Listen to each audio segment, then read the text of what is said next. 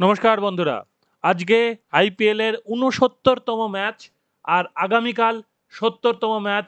তার মানে গ্রুপ লিগের শেষ দুটি ম্যাচ আর বাকি আছে আইপিএল এ। এবং অ্যাকর্ডিং টু আওয়ার প্রেডিকশন যা যা ঘটছিল সেরকমই চলেছে। দেখুন, সিএসকে শেষ মুহূর্তে একটা ম্যাচ জিতেছে, সেটা আমি গতকাল বলেও দিয়েছিলাম যে সিএসকে জেতার চান্স প্রচুর বেশি। আর আজকে পিবিকেএস হয়তো জিততে পারবে না, এটাই আমার মনে হচ্ছে। আজকে যদি পিবিকেএস না জেতে তাহলে পিবিকেএস 17 পয়েন্টে থাকবে, মুম্বাই 18 পয়েন্টে থাকবে। এবং মুম্বাই 18 পয়েন্ট হওয়ার সুবাদে টপ টিম হয়ে যাবে, কারণ জিটি 18-এ থাকবে।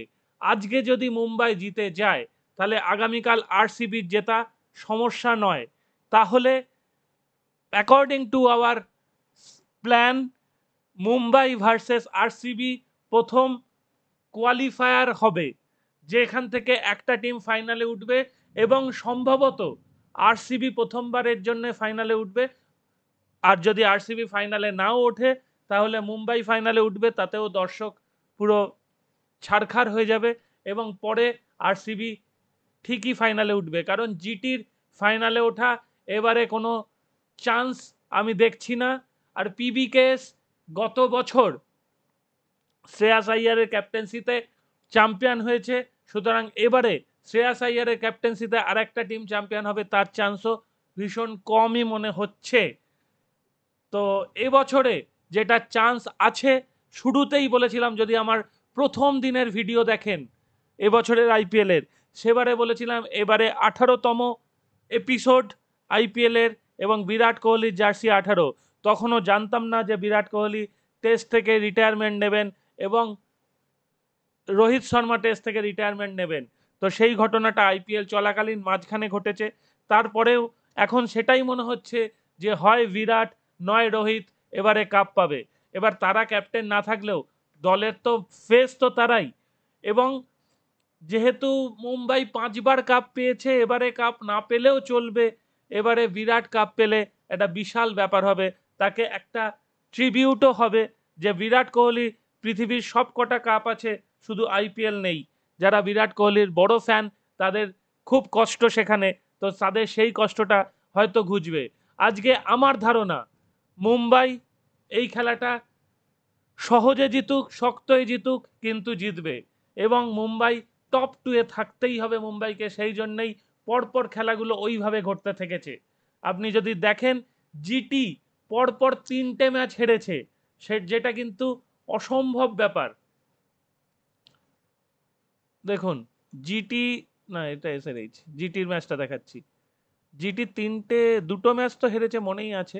দাঁড়ান এক সেকেন্ড, জিটির আমরা যদি খুলি, জিটি যেভাবে এগোচ্ছিল সেখান থেকে জিটির 3টে ম্যাচ হারাটা বা পরপর দুটো হারাটাও কিন্তু, দেখুন জিটি এলএসজির কাছে হেরেছে 33 রানে, কালকে হেরেছে 83 রানে। ও, তার আগের দিন জিটি জিতেছিল ডিসির সঙ্গে। আচ্ছা, ডিসিকে আউট করার জন্য জিটির জেতার দরকার ছিল, তাহলে রাস্তাটা পুরো হিসাবটা ক্লিয়ার হয়ে যায়। জিটি মুম্বাইয়ের সঙ্গে জিতেছিল 3 উইকেট আগে থাকতে, সেই খেলার পর থেকে মুম্বাইয়ের আর হারার কথা নয় এবং হারেওনি। তাহলে আজকের খেলায় জয়পুরে রান ফেস্ট হতে পারে, প্রচণ্ড গরম। ঠিক আছে, আমরা একটু দেখে নিই যে পিচের কি অবস্থা। দাঁড়ান এক second.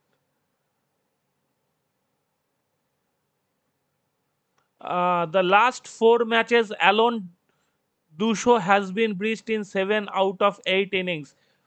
Batters have been unafraid to hit through the line with due favoring in chasing team. Like it when DC bats PBKs. ঠিক আছে, মানে বলছে যে mid-30 টেম্পারেচার, যারা টসে জিতবে তারাই প্রথমে ফিল্ডিং নিয়ে নেবে, পরে ব্যাটিং করবে, এটাই চান্স বেশি। আলটিমেটলি যাই হোক না কেন, আজকে মুম্বাইয়ের জেতার চান্স খেলার আগে 95%। এবং এবছরে কাপ পাওয়ার চান্স হয় মুম্বাই, নয় আরসিবি, আমার সেটাই ধারণা। এবং জিটি সেকেন্ড পজিশনে থাকবে না,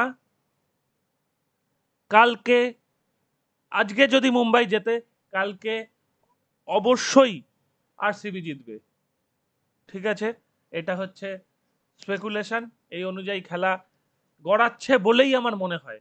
দেখা যাক শেষ পর্যন্ত কি হয়। আর আজকে আর একটা ম্যাচ আছে সন্ধেবেলায়, England women versus West Indies women. খেলাগুলো এতই একতরফা হচ্ছে যে খেলাগুলো দেখে শান্তি পাওয়া যাচ্ছে না। যদিও দেখতে পাচ্ছি না সেইভাবে, কিন্তু একটু জমজমাট হলে ভালো লাগতো। কিন্তু এটা তো আর বাংলাদেশ আর ইউএইর ম্যাচ নয় যে বাংলাদেশ হেরেও যেতে পারে ইউএইর সামনে। ইংল্যান্ড ওমেন ওয়েস্ট ইন্ডিজ ওমেনের সামনে কখনো হারেনি বা হারবে না সেটা নয়, তবে ইংল্যান্ড ওমেন এতটাই শক্তিশালী, এবং ইংল্যান্ডের মাঠে ইংল্যান্ড ওমেন সাধারণত যদি সেকেন্ড টিম না নামায়, সেকেন্ড টিম নামালেও ওয়েস্ট ইন্ডিজ ওমেনের চেয়ে শক্তিশালী, তবু সেকেন্ড টিম একমাত্র নামালে সেটাই চান্স আছে যে হয়তো তারা ওয়েস্ট ইন্ডিজ ওমেনের কাছে ফল্টার হতে পারে, এছাড়া আর কোনো চান্স নেই। আর গতকাল ওয়েস্ট ইন্ডিজ কিন্তু দারুণ কামব্যাক করেছে, 385 করেছে। যদি আমরা একবার স্কোর কার্ডটা চোখ বুলিয়ে নিতে পারি, তাহলেই দেখতে পাবেন যে ওয়েস্ট ইন্ডিজের পক্ষ থেকে অসামান্য সেঞ্চুরি করেছে কেসি কার্টি। আমি কিন্তু খেলার আগে কেসি কার্টির নামই বলছিলাম, এবং সাই হোপের নাম বলছিলাম। সাই হোপ 75 বলে 75-এর একটা দুর্দান্ত ইনিংস খেলেছেন, এবং পরের তলার দিকে জাস্টিন গ্রিভস দারুণ মেরে একটা 50 রান করে। রস্টন চেস অ্যাকচুয়ালি তিনি খুব ভালো প্লেয়ার, তিনি মারতে পারেন, কিন্তু তাকে তলার দিকে নামানো হয়েছে যাতে ওপর দিকে গ্রিভস বা ফোর্ডে তাড়াতাড়ি কিছু রান সংগ্রহ করতে পারে। ওয়েস্ট ইন্ডিজের শুরুতে কিন্তু অবস্থা বেশ নড়বড় করছিল, 2 উইকেটে 31 রানের সময় ওয়েস্ট ইন্ডিজ কিন্তু ভালোই নড়বড় করছিল। সেখান থেকে ওয়েস্ট ইন্ডিজ তাদের শিপ স্টেডি করে জয়লাভ করে, 385 রানের ম্যামথ স্কোর করে দেয়, এবং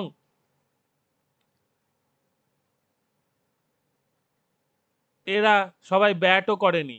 29 ওভার 5 বলেই তারা 8 উইকেট পড়ে যাওয়ার পরে বলে যে আর আমরা খেলবো না, ব্যাট করব না। মানে এরমই ঘটনা যে দুজন অ্যাবসেন্ট হার্ট, তারা ব্যাট করেননি। তো যাই হোক, খেলাটা ওইখানেই শেষ হয়ে যায়, এবং ম্যামথ 197 রানে তারা জিতে যায়। তো এই হচ্ছে পরিস্থিতি, আমরা সবটাই জেনে নিলাম। এখন আজকের আইপিএলটা হয়ে যাক, তারপর থেকে আস্তে আস্তে টেনিস এবং ফুটবল নিয়ে আলোচনাও শুরু হবে। সেগুলো আমার দর্শক বন্ধুরা অনেকেই ভালোবাসেন, তাদের জন্য আমি নিশ্চয়ই টেনিস এবং ফুটবল নিয়েও আসবো। Thank you very much for watching, see you soon.